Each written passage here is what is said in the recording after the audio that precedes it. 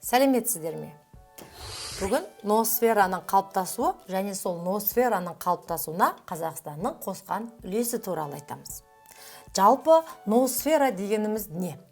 Ноосфера дегеніміз сана, ой, рух деген сөзді білдіреді екен. Яғни адам әрекеті дамуының анықтаушы факторы болып табылатын қоғам мен табиғаттың өзара әрекеттестігінің сферасы деп айтсақ болады.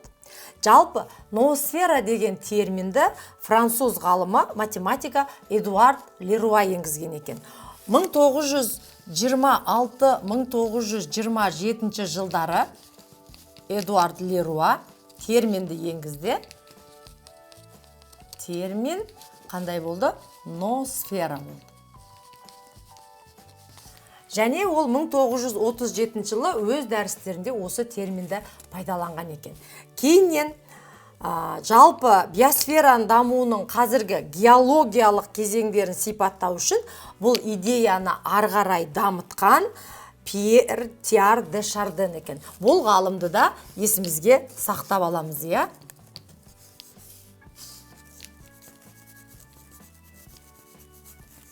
Де Шарден. Яғни Леруаның ноосфера туралы ілімін ары қарай жалғастырған екен. Және балалар, ноосфера туралы айтқан кезде біз әрине Вернадский туралы айтамыз екен. Жалпы Вернадский өзінің ноосфера жайлы бірнеше сөз деген мақаласында жазады, және ол табиғат заңы әлеуметтік экономикалық заңмен тығыз байланысты деп айтылады. Жалпы өзінің 20 ғасырларда геохимия, биохимия туралы дәрістерінде ол ноосфера туралы өте тың идеяларды айтқан екен.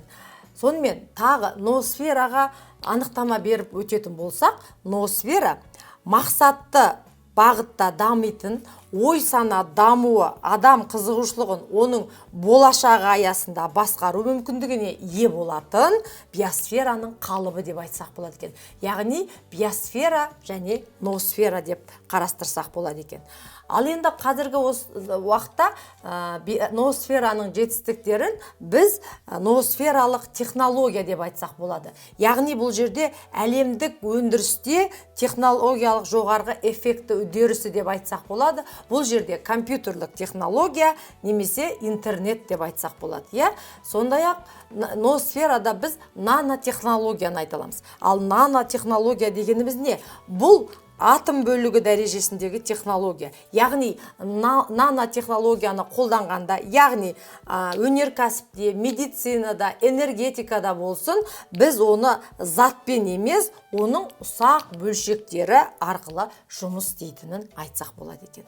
Яғни бұл жаңағы адамның ойының санасының дамуына байланысты пайда болған жаңа ақпараттар деп айтсақ болады.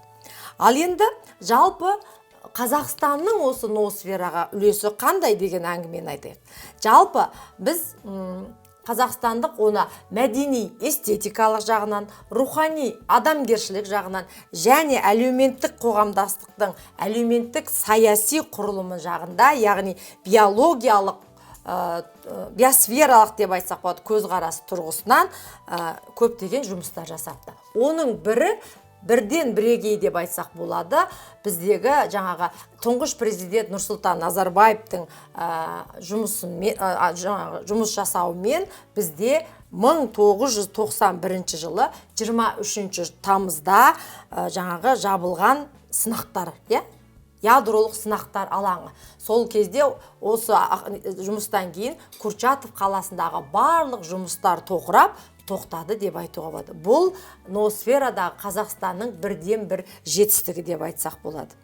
Сондай-ақ 2016 жылы 28 маусымда Қазақстан Біріккен ұлттар ұйымының қауіпсіздік кеңесінің тұрақты мүшесі болып сайланады. 2018 жылы қаңтарда сол Біріккен ұлттар ұйымының кеңесінің төрағалық қызметін атқарады Қазақстан. Бұл да үлкен жетістік деп айтуға болады. Яғни, сондай-ақ егемендік алғаннан кейін біздің елімізде көптеген діни форумдар болып жатқан және съездерді айтуға болады. Мысалы,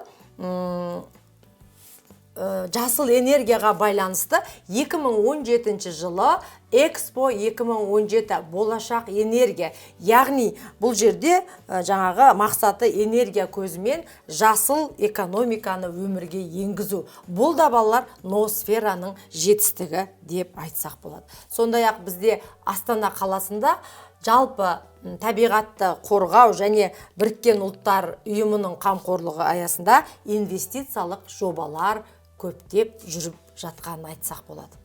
Ал енді жалпы ноосфераны немесе жалпы табиғатты қорғау мақсатында адам өзінің болашақ дамуын қамтамасыз ету үшін немесе ноосфера дәуіріне ену үшін балалар экологиялық қажеттілік шарттарды бұзбайтын қабілеттерді егеру керек екен және дамыту керек екен. Сол кезде ғана біз жаңағыдай әртүрлі ноосфера жаңалықтарын ашуға дайын боламыз және білеміз деп ойлаймын.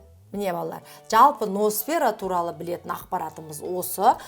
Жалпы ғалымдарды міндетті түрде біліп аламыз. Ол терминді енгізген Эдуард Леруа екен. Ары қарай ол ұғымды талдаған орыс ғалымы Вернадский деп айтсақ болады. Өйткені адам табиғаттың бір бөлшегі. Табиғатты әртүрлі шаруашылық саласында өзінің өнеркәсіптік қажеттілігіне байланысты әртүрлі деңгейде өзгерткен ол адам. Мысалы, жаңа жер бетінің құрылымы, яғни жерлердің жыртылуы, ормандардың азаю деп айтсақ болады.